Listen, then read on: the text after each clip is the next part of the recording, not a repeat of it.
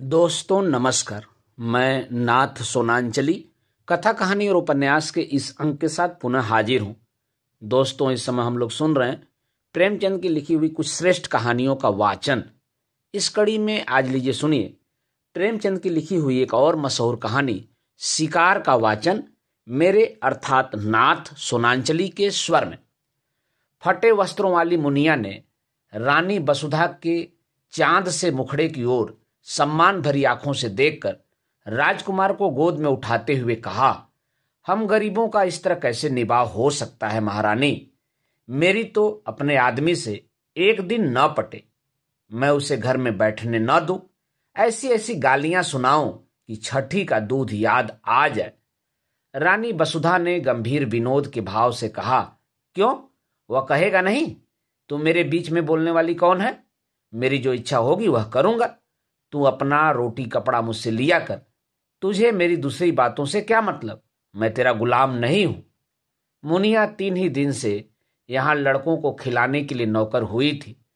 पहले 2-4 घरों में चौका बर्तन कर चुकी थी, पर रानियों से अदब के साथ बात करना कभी न सीख पाई थी।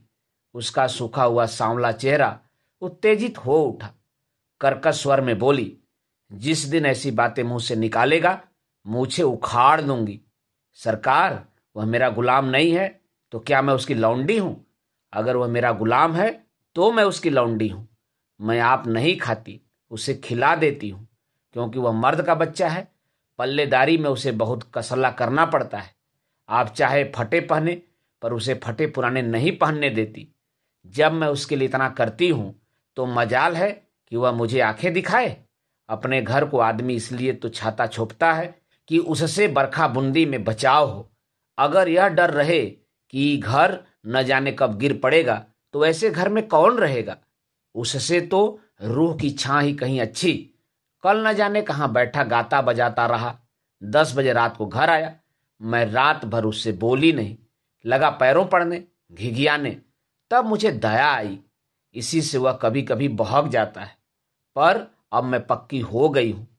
फिर किसी दिन झगड़ा किया तो या वही रहेगा या मैं ही रहूंगी। क्यों किसी की धौंस रहूं सरकार?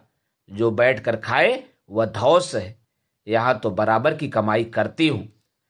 वसुधा ने उसी गंभीर भाव से फिर पूछा, अगर वह तुझे बिठाकर खिलाता तब तो उसकी धौंस सहती? मुनिया जैसे लड़ने पर उतारू हो गई। बोली, बैठाकर कोई क्या खिलाएगा सरकार? मर्द बाहर काम करता है तो हम भी घर में काम करती हैं, कि घर में काम में कुछ लगता ही नहीं। बाहर के काम से तो रात को छुट्टी मिल जाती है, घर के काम से तो रात को भी छुट्टी नहीं मिलती। पुरुष यह चाहे कि मुझे घर में बैठाकर आप सैर सपाटा करें तो मुझसे तो न सहा जाए। यह कहती हुई मुनिया राजकुमार को लिए हुए बाहर चली गई। वसुधा ने थकी हुई रुआसी आंखों से खिड़की की ओर देखा। बाहर हरा भरा बाग था, जिसके रंग बिरंगे फूल यहां से साफ नजर आ रहे थे, और पीछे एक विशाल मंदिर आकाश में अपना सुनहला मस्तक उठाए सूर्य से आंखें मिला रहा था। स्त्रियां रंग बिरंगे वस्त्राभूषण पहने पूजन करने आ रही थीं। मंदिर के दाहिनी तरफ तालाब में कमल प्रभात के सुनहले आनंद से मुस्कुरा रहे थे, और कार्तिक की शीतल रवि छवि जीवन ज्योति लुटाती फिरती थी। पर प्रकृति की वह सुरम्य शोभा वसुधा को कोई हर्ष न प्रदान कर सकी। उसे जान पड़ा प्रकृति उसकी दशा पर व्यंग से मुस्कुरा रही है। उसी सरोवर के तट पर केवट का एक टूटा फूटा झोपड़ा किसी अभागिन वृद्धा की भांति रो रहा था। वसुधा की आंखें सजल हो गईं। पुष्प और उद्यान के मध्य में खड़ा यह सुना झोपड़ा उसके विलास और ऐश्वर्य से घिरे हुए मन का सजीव चित्र था। उसके जी में आया, जाकर झोपड़े के गले लिपट जाऊं और खूब सोऊं। वसुधा को इस घर में आए 5 वर्ष हो गए। पहले उसने अपने भाग्य को सराहा था। माता पिता के छोटे से कच्चे आनंदहीन घर को छोड़कर वह एक विशाल महल में आई थी, जहां संपत्ति उसके पैरों को घूमती हुई जान पड़ती थी। उस समय संपत्ति ही उसकी आंखों में सब कुछ थी। पति प्रेम गौण सी वस्तु थी, पर उसका लोभी मन संपत्ति पर संतुष्ट न रह सका। पति प्रेम के लिए हाथ फैलाने लगा। कुछ दिनों में उसे मालूम हुआ, मुझे प्रेम रत्न भी मिल गया। पर थोड़े ही दिनों में यह भ्रम जाता रहा। कुंवर गजराज सिंह रूपवान थे, उदार थे, बलवान थे, शिक्षित थे, विनोद प्रिय थे और प्रेम का अभिनय करना जानते थे, पर उनके जीवन में प्रेम से कंपित होने वाला तार न था। वसुधा का खिला हुआ यौवन और देवताओं को लुभाने वाला रंग रूप केवल विनोद का सामान था। घुड़दौड़ और शिकार, सट्टे और मकार जैसे सनसनी पैदा करने वाले मनोरंजन में प्रेम दबकर पीला और निर्जीव हो गया था और प्रेम से वंचित होकर वसुधा की प्रेम तृष्णा अब अपने भाग्य को रोया करती थी। 2 पुत्र रत्न पाकर भी वह सुखी न थी। कुंवर साहब 1 महीने से ज्यादा हुआ शिकार खेलने गए और अभी तक लौटकर नहीं आए, और ऐसा पहला ही अवसर न था। हाँ, अब उनकी अवधि बढ़ गई थी। पहले वह 1 सप्ताह में लौटकर आते थे, फिर 2 सप्ताह का नंबर चला और अब कई बार से 1-1 महीने खबर लेने लगे। साल में 3-4 महीने शिकार की भेंट हो जाते थे। शिकार से लौटते तो घुड़दौड़ का राग छिड़ता, कभी मेरठ, कभी पूना, कभी बॉम्बे, कभी कलकत्ता। घर पर कभी रहते तो अधिकतर लंपट रईस जादों के साथ गप्पे उड़ाया करते। पति का यह रंग ढंग देखकर वसुधा मन ही मन कुढ़ती और लती जाती थी। कुछ दिनों से हल्का हल्का ज्वर भी रहने लगा था। वसुधा बड़ी देर तक बैठी उदास आंखों से यह दृश्य देखती रही। फिर टेलीफोन पर आकर उसने रियासत के मैनेजर से पूछा, कुंवर साहब का कोई पत्र आया? फोन ने जवाब दिया, जी हाँ, अभी खत आया है। कुंवर साहब ने एक बहुत बड़े शेर को मारा है। वसुधा ने जलकर कहा, मैं यह नहीं पूछती कब आने को लिखा है। आने के बारे में तो कुछ नहीं लिखा है। यहाँ से उनका पड़ाव कितनी दूर है? यहाँ से 200 मील से कम न होगा। पीलीभीत के जंगलों में शिकार हो रहा है। मेरे लिए 2 मोटरों का इंतजाम कर दीजिए, मैं आज वहां जाना चाहती हूँ।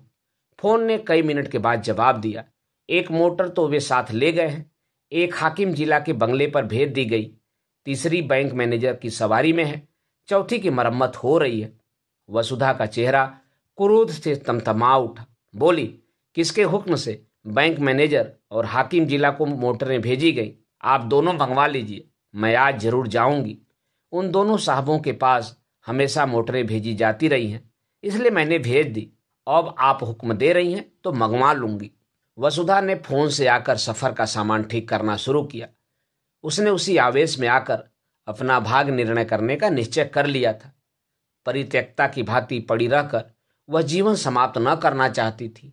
वह कुंवर साहब से कहेगी, अगर आप यह समझते हैं कि मैं आपकी संपत्ति की लौंडी बनकर रहूं तो यह मुझसे न होगा।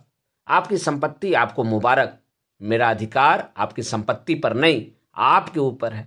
अगर आप मुझसे जो भर हटना चाहते हैं तो मैं आपसे हाथ भर हट जाऊंगी। इस तरह की कितनी ही विराग भरी बातें उसके मन में लौ की भांति उठ रही थी। डॉक्टर साहब ने द्वार पर पुकारा, मैं अंदर आऊं? वसुधा ने नम्रता से कहा, आज क्षमा कीजिए, मैं जरा पीलीभीत जा रही हूं। डॉक्टर ने आश्चर्य से कहा, आप पीलीभीत जा रही हैं? आपका ज्वर बढ़ जाएगा। इस दशा में मैं आपको जाने की सलाह न दूंगा। वसुधा ने विरक्त स्वर में कहा, बढ़ जाएगा, बढ़ जाए, मुझको इसकी चिंता नहीं है। वृद्ध डॉक्टर पर्दा उठाकर अंदर आ गया और वसुधा की ओर ताकता हुआ बोला, लाइए, मैं टेम्परेचर ले लूं। अगर टेम्परेचर बढ़ा होगा तो मैं आपको हरगिज न जाने दूंगा। टेम्परेचर लेने की जरूरत नहीं, मेरा इरादा पक्का हो गया है। स्वास्थ्य पर ध्यान रखना आपका पहला कर्तव्य है। वसुधा ने मुस्कुराकर कहा, आप निश्चिंत रहिए, मैं इतनी जल्दी मरी नहीं जा रही हूं। फिर अगर किसी बीमारी की दवा मौत ही है तो आप क्या करेंगे? डॉक्टर ने 2-1 बार और आग्रह किया, फिर विस्मय से सिर हिलाता चला गया। रेलगाड़ी से जाने में आखिरी स्टेशन से 10 कोस तक जंगली सुनसान रास्ता तय करना पड़ता था, इसलिए कुंवर साहब बराबर मोटर पर ही जाते थे। वसुधा ने भी उसी मार्ग से जाने का निश्चय किया। 10 बजते बजते दोनों मोटरें आईं। वसुधा ने ड्राइवरों पर गुस्सा उतारा, अब मेरे हुक्म के बगैर कहीं मोटर ले गए तो मोटर का किराया तुम्हारी तलब से काट लूंगी। अच्छी दिल लगी है? हमने अपने आराम के लिए मोटरें रखी हैं, किसी की खुशामद करने के लिए नहीं। जिसे मोटर पर सवार होने का शौक हो मोटर खरीदे। यह नहीं कि हलवाई की दुकान देखी और दादे का फातिहा पढ़ने बैठ गए। वह चली तो दोनों बच्चे कुमकुमाए, मगर जब मालूम हुआ कि अम्मा बड़ी दूर कौआ को मारने जा रही हैं तो उनका यात्रा प्रेम ठंडा पड़ा। वसुधा ने आज सुबह से उन्हें प्यार न किया था। उसने जलन से सोचा, मैं ही क्यों इन्हें प्यार करूं? क्या मैंने इनका ठेका लिया है? वह तो वहां जाकर चैन करें और मैं यहां इन्हें छाती से लगाए बैठी रहूं। लेकिन चलते समय माता का हृदय पुलक उठा। दोनों को बारी बारी से गोद में लिया, चूमा, प्यार किया और घंटे भर में लौट आने का वचन देकर वह सजल नेत्रों के साथ घर से निकली।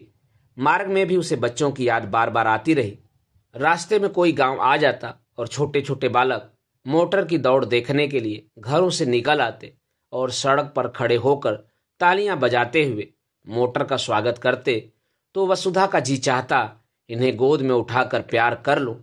मोटर जितने वेग से जा रही थी उतने ही वेग से उसका मन सामने के वृक्ष समूहों के साथ पीछे की ओर उड़ा जा रहा था। कई बार इच्छा हुई घर लौट चलूं। जब उन्हें मेरी रत्ती भर परवाह नहीं है तो मैं ही क्यों उनकी फिक्र में प्राण दूं। जी चाहे आए या न आए, लेकिन एक बार पति से मिलकर उनसे खरी खरी बात करने के प्रलोभन को वह न रोक सकी। सारी देह थक कर चूर चूर हो रही थी। ज्वर भी आया था, सिर पीड़ा से फटा पड़ता था, पर वह संकल्प से सारी बाधाओं को दबाए आगे बढ़ती जाती थी। यहां तक कि जब वह उस रात को जंगल के उस डाक बंगले में पहुंची तो उसे तन बदन की सुधि न थी। जोर का ज्वर चढ़ा हुआ था। सोफर की आवाज सुनते ही कुंवर साहब निकल आए और पूछा, तुम यहां कैसे आए जी? सब कुशल तो है? सोफर ने करीब आकर कहा, रानी साहब आई हैं। रानी साहब आई हैं हुजूर। रास्ते में बुखार हो आया, बेहोश पड़ी हुई हैं। कुंवर साहब ने वहीं खड़े कठोर स्वर में पूछा, तो तुम उन्हें वापस क्यों न ले गए? क्या तुम्हें मालूम नहीं कि यहाँ कोई वैद्य हकीम नहीं है? सोफर ने सिर पिटाकर जवाब दिया, हुजूर वह किसी तरह मानती ही न थी, तो मैं क्या करता? कुंवर साहब ने डांटा, चुप रहो जी, बातें ना बनाओ। तुमने समझा होगा, शिकार का बाहर देखेंगे और पड़े पड़े सोएंगे। तुमने वापस चलने को कहा ही न होगा। सोफर, वह मुझे डांटती थी हुजूर। तुमने कहा था? मैंने कहा तो नहीं हुजूर। बस तो चुप रहो, मैं तुमको खूब पहचानता हूं। तुम्हें मोटर लेकर इसी वक्त लौटना पड़ेगा। और कौन कौन साथ है? सोफर ने दबी आवाज में कहा, एक मोटर पर बिस्तर और कपड़े हैं, एक पर खुद रानी साहब हैं। यानी और कोई साथ नहीं है? हुजूर मैं तो हुक्म का ताबेदार हूं, बस चुप रहो। यूं झल्लाते हुए कुंवर साहब वसुधा के पास गए और आहिस्ता से पुकारा। जब कोई जवाब न मिला तो उन्होंने धीरे से उसके माथे पर हाथ रखा। सिर गर्म तवा हो रहा था। उस ताप ने मानो उनकी सारी क्रोध ज्वाला को खींच लिया। लपक कर बंगले में आए, सोए हुए आदमियों को जगाया, पलंग बिछवाया, अचेत वसुधा को गोद में उठाकर कमरे में लाए और लिटा दिया। फिर सिरहाने खड़े होकर उसे व्यथित नेत्रों से देखने लगे। उस धूल से भरे मुखमंडल और बिखरे हुए रज रंजित केसों में उन्होंने आज आग्रह में प्रेम की झलक देखी। अब तक उन्होंने वसुधा को विलासिनी के रूप में देखा था, जिसे उनके प्रेम की परवाह न थी, जो अपने बनाव श्रृंगार ही में मग्न थी। आज धूल के पाउडर और पोमेड में वह उनके नारित्व का दर्शन कर रहे थे। उसमें कितना आग्रह था, कितनी लालसा थी। अपनी उड़ान के आनंद में डूबी हुई वह अब पिंजरे के द्वार पर आकर पंख फड़फड़ा रही थी। पिंजरे का द्वार खुलकर क्या उसका स्वागत करेगा? रसोइये ने पूछा, क्या सरकार अकेले आई हैं? कुंवर साहब ने कोमल कंठ से कहा, हाँ जी, और क्या, इतने आदमी हैं, किसी को साथ न लिया। आराम से रेलगाड़ी से आ सकती थी, यहाँ से मोटर भेज दी जाती। मन ही तो है, कितने जोर का बुखार है कि हाथ नहीं रखा जाता। जरा सा पानी गर्म करो और देखो कुछ खाने को बना लो। रसोइये ने ठकुर सुहाती की, 100 कोस की दौड़ बहुत है सरकार, सारा दिन बैठे बैठे बीत गया। कुंवर साहब ने वसुधा के सिर के नीचे तकिया सीधा करके कहा, कचूमर तो हम लोगों का निकल जाता है, 2 दिन तक कमर नहीं सीधी होती, फिर इनकी क्या बात है? ऐसी बेहुदा सड़क दुनिया में न होगी। यह कहते हुए उन्होंने एक शीशी से तेल निकाला और वसुधा के सिर में मलने लगे। वसुधा का ज्वर 21 दिन तक न उतरा। घर के डॉक्टर आए, दोनों बालक, मुनिया, नौकर चाकर सभी आ गए। जंगल में मंगल हो गया। वसुधा खाट पर पड़े पड़े कुंवर साहब की शुश्रूषा में अलौकिक आनंद और संतोष किया करती। वह दोपहर दिन चढ़े तक सोने के आदी थे। कितने सवेरे उठते, उसके पथ्य और आराम की जरा जरा सी बातों का कितना ख्याल रखते। जरा देर के लिए स्नान और भोजन करने जाते और फिर आकर बैठ जाते। एक तपस्या सी कर रहे थे। उनका स्वास्थ्य बिगड़ता जाता था। चेहरे पर वह स्वास्थ्य की लाली न थी, कुछ व्यस्त से रहते थे। एक दिन वसुधा ने कहा, आजकल तुम शिकार खेलने क्यों नहीं जाते? मैं तो शिकार खेलने आई थी, मगर न जाने किस बुरी साइज से चली कि तुम्हें इतनी तपस्या करनी पड़ गई। अब मैं बिल्कुल अच्छी हूं। जरा आईने में अपनी सूरत तो देखो। कुंवर साहब को इतने दिनों शिकार का कभी ध्यान ही न आया था। इसकी चर्चा ही न थी। शिकारियों का आना जाना, मिलना जुलना बंद था। एक बार साथ के एक शिकारी ने किसी शेर का जिक्र किया था। कुंवर साहब ने उसकी ओर कुछ ऐसी कड़वी आंखों से देखा कि वह सूख सा गया। वसुधा के पास बैठने, उससे बातें करने, उसका मन बहलाने, दवा और पथ्य बनाने में उन्हें आनंद मिलता था। उनका भोग विलास जीवन के इस कठोर व्रत में जैसे बूझ गया। वसुधा की एक हथेली पर अंगुलियों से रेखा खींचने में मग्न थे। शिकार की बात किसी और के मुंह से सुनी होती तो फिर उन्हीं आग्नेय नेत्रों से देखते। वसुधा के मुख से यह चर्चा सुनकर उन्हें दुख हुआ। वह उन्हें इतना शिकार का आसक्त समझती है। अमर्ष भरे स्वर से बोले, हाँ, शिकार खेलने का इससे अच्छा और कौन अवसर मिलेगा? वसुधा ने आग्रह किया, मैं तो अब अच्छी हूं। सच देखो, आईने की ओर दिखाकर। मेरे चेहरे पर पीलापन नहीं रहा। तुम अलबत्ता बीमार से होते जा रहे हो। जरा मन बहल जाएगा। बीमार के पास बैठने से आदमी सचमुच बीमार हो जाता है। वसुधा ने साधारण सी बात कही थी, पर कुंवर साहब के हृदय पर वह चिंगारी के समान लगी। इधर वह अपने शिकार से खप्त पर कई बार पछता चुके थे। अगर वह शिकार के पीछे यूं न पड़ते तो वसुधा यहाँ क्यों आती और क्यों बीमार पड़ती? मन ही मन इसका बड़ा दुख था। इस वक्त कुछ न बोले, शायद कुछ बोला ही न गया। फिर वसुधा की हथेली पर रेखाएं बनाने लगे।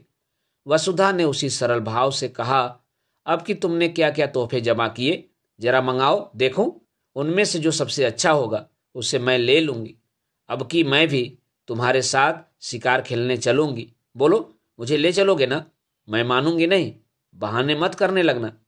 अपने शिकारी तोहफे दिखाने का कुंवर साहब को मरज था। सैकड़ों ही खालें जमा कर रखी थी। उनके कई कमरों में फर्श, गद्दे, कोच, कुर्सियां, मोढ़े सब खालों के ही थे। ओढ़ना और बिछौना भी खालों का ही था। बाघंबरों के कई सूट बनवा रखे थे। शिकार में वही सूट पहनते थे। अब की भी बहुत से सींग, सीर, पंजे, खाले जमा कर रखी थी। वसुधा का इन चीजों से अवश्य मनोरंजन होगा। यह न समझे कि वसुधा ने सिंह द्वार से प्रवेश न पाकर चोर दरवाजे से घुसने का प्रयत्न किया है। जाकर वह चीजें उठवा लाए, लेकिन आदमियों को पर्दे की आड़ में खड़ा करके पहले अकेले ही उसके पास गए। डरते थे कहीं मेरी उत्सुकता वसुधा को बुरी न लगे।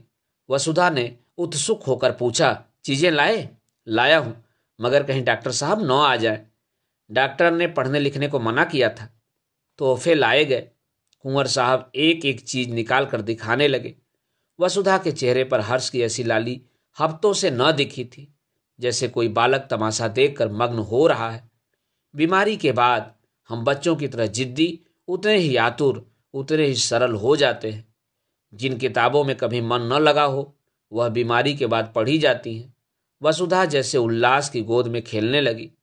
शेरों की खालें थी, बाघों की, मृगों की, शूकरों की।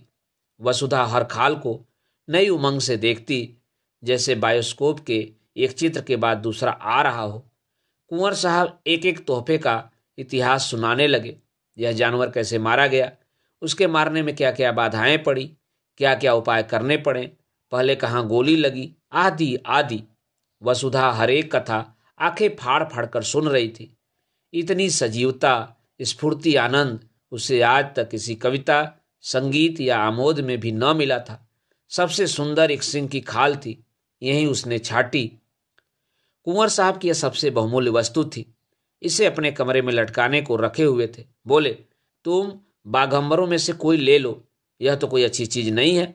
वसुधा ने खाल को अपनी ओर खींचकर कहा, रहने दीजिए अपनी सलाह, मैं खराब ही लूंगी। कुंवर साहब ने जैसे अपनी आंखों से आंसू पोंछ कर कहा, तुम वही ले लो। मैं तो तुम्हारे ख्याल से कह रहा था, मैं फिर वैसे ही मार लूंगा। तो तुम मुझको चकमा क्यों देते थे? चकमा कौन देता था? अच्छा, खाओ मेरे सिर की कसम कि यह सबसे सुंदर खाल नहीं है। कुंवर साहब ने हार की हंसी हंसकर कहा, कसम क्यों खाएं? इस एक खाल के लिए ऐसी 1,00,000 खालें हों तो तुम्हारे ऊपर न्यौछावर कर दूं। जब शिकारी सब खालें लेकर चला गया तो कुंवर साहब ने कहा, मैं इस खाल पर काले ऊन से अपना समर्पण लिखूंगा। वसुधा ने थकान से पलंग पर लेटते हुए कहा, अब मैं भी शिकार खेलने चलूंगी। फिर सोचने लगी, वह भी कोई शेर मारेगी और उसकी खाल पतिदेव को भेंट करेगी। उस पर लाल ऊन से लिखा जाएगा, प्रियतम। जिस ज्योति के मंद पड़ जाने से हर एक व्यापार, हर एक व्यंजन पर अंधकार सा छा गया था, वह ज्योति अब प्रदीप्त होने लगी थी। शिकारों का वृत्तांत सुनने की वसुधा को चाट सी पड़ गई। कुंवर साहब को कई बार अपने अनुभव सुनाने पड़े, उसका सुनने से जी न भरता था।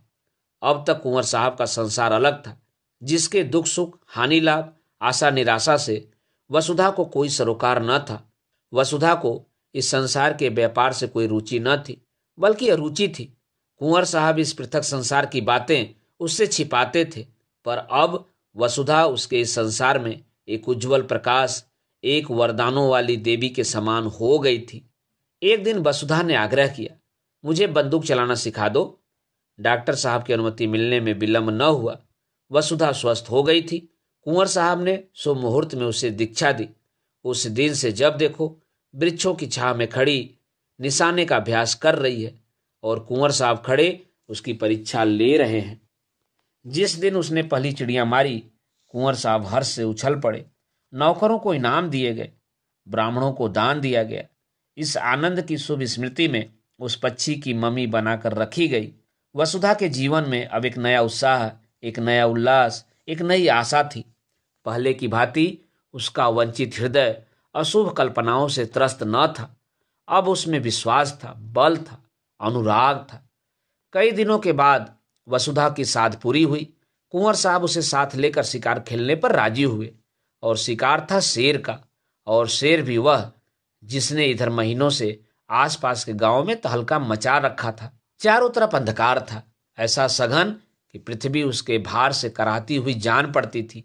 कुंवर साहब और वसुधा एक ऊंचे मचान पर बंदूक लिए दम साधे बैठे हुए थे। यह भयंकर जंतु था। अभी पिछली रात को वह एक सोते हुए आदमी को खेत में मचान पर से खींचकर ले भागा था।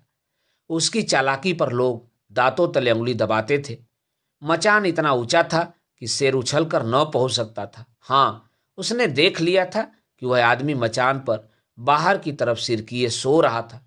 दुष्ट को एक चाल सूझी। वह पास के गांव में गया और वहां से एक लंबा बांस उठा लाया। बांस के एक सिरे को उसने दांतों से कुचला और जब उसकी कुची सी बन गई तो उसे न जाने अगले पंजों या दांतों से उठाकर सोने वाले आदमी के बालों में फिराने लगा। वह जानता था बाल बांस के रेशों में फंस जाएंगे। एक झटके में वह अभागा आदमी नीचे आ रहा। इसी मानुष भक्षी शेर की घात में दोनों शिकारी बैठे हुए थे। नीचे कुछ दूर पर भैंसा बांध दिया गया था और शेर के आने की राह देखी जा रही थी। कुंवर साहब शांत थे, पर वसुधा की छाती धड़क रही थी। जरा सा पत्ता भी खड़कता तो वह चौंक पड़ती और बंदूक सीधी करने के बदले चौंक कर कुंवर साहब से चिपट जाती। कुंवर साहब बीच बीच में उसको हिम्मत बधाते जाते थे। ज्यों ही भैंसे पर आया, मैं उसका काम तमाम कर दूंगा, तुम्हारी गोली की नौबत ही न आने पाएगी। वसुधा ने सिहर कर कहा, और जो कहीं निशाना चूक गया तो उछलेगा, तो फिर दूसरी गोली चलेगी। तीनों बंदूकें तो भरी तैयार रखी हैं। तुम्हारा जी घबराता तो नहीं? बिल्कुल नहीं। मैं तो चाहती हूं पहला मेरा निशाना होता। पत्ते खड़खड़ा उठे। वसुधा चौंक कर पति के कंधों से लिपट गई। कुंवर साहब ने उसकी गर्दन में हाथ डालकर कहा, दिल मजबूत करो प्रिय। वसुधा ने लज्जित होकर कहा, नहीं नहीं, मैं डरती नहीं, जरा चौंक पड़ी थी। सहसा भैंसे के पास दो चिंगारियां सी चमक उठी। कुंवर साहब ने धीरे से वसुधा का हाथ दबाकर शेर के आने की सूचना दी और सतर्क हो गए। जब शेर भैंसे पर आ गया तो उन्होंने निशाना मारा। खाली गया। दूसरा फैर किया। शेर जख्मी तो हुआ पर गिरा नहीं। क्रोध से पागल होकर इतने जोर से गरजा कि वसुधा का कलेजा दहल उठा। कुंवर साहब तीसरा फैर करने जा रहे थे कि शेर ने मचान पर जस्त मारी। उसके अगले पंजों के धक्के से मचान ऐसा हिला कि कुंवर साहब हाथ में बंदूक लिए झोंके से नीचे गिर पड़े। कितना भीषण अवसर था! अगर एक पल का भी विलंब होता तो कुंवर साहब की खैरियत न थी। शेर की जलती हुई आंखें वसुधा के सामने चमक रही थी। उसकी दुर्गंधमय सांस देह में लग रही थी। हाथ पांव फूले हुए थे, आंखें भीतर को सिकुड़ी जा रही थी। पर इस खतरे ने जैसे उसकी नाड़ियों में बिजली भर दी। उसने अपनी बंदूक संभाली। शेर के और उसके बीच में 2 हाथ से ज्यादा का अंतर न था। वह उचक कर आना ही चाहता था। वसुधा ने बंदूक की नली उसकी आंखों में डालकर बंदूक छोड़ी। धां धां। शेर के पंजे ढीले पड़े, नीचे गिर पड़ा। अब समस्या और भीषण थी। शेर से 3 ही 4 कदम पर कुंवर साहब गिरे थे। शायद ज्यादा चोट आई हो।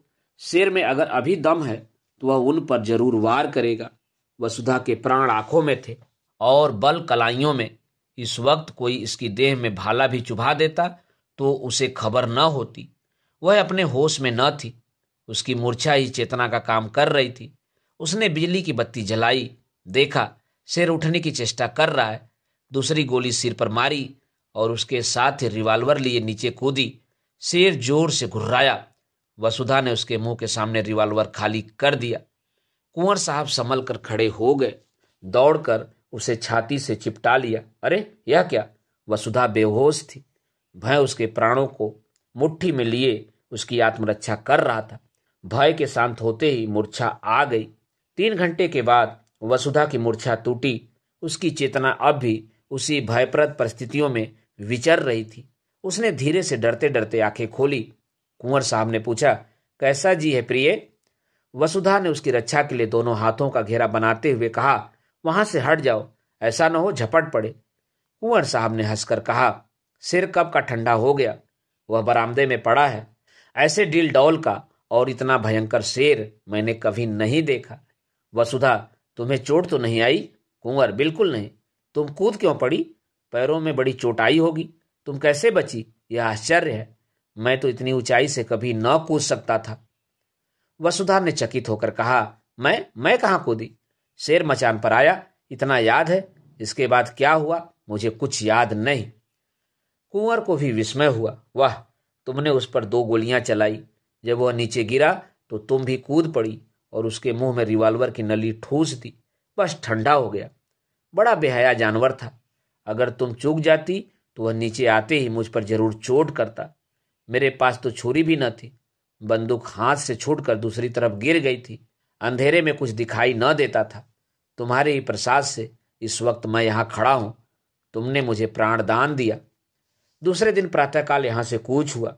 जो घर वसुधा को फाड़े खाता था उसमें आज जाकर ऐसा आनंद आया जैसे किसी बिछुड़े मित्र से मिली हो।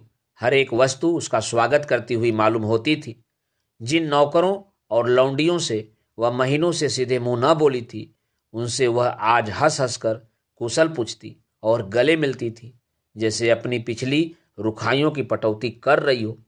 संध्या का सूर्य आकाश के स्वर्ण सागर में अपनी नौका खेता हुआ चला जा रहा है। वसुधा खिड़की के सामने कुर्सी पर बैठकर सामने का दृश्य देखने लगी।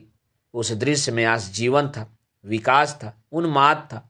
केवट का वह सूना झोपड़ा भी आज कितना सुहावना लग रहा था। प्रकृति में मोहनी भरी हुई थी। मंदिर के सामने मुनिया राजकुमारों को खिला रही थी।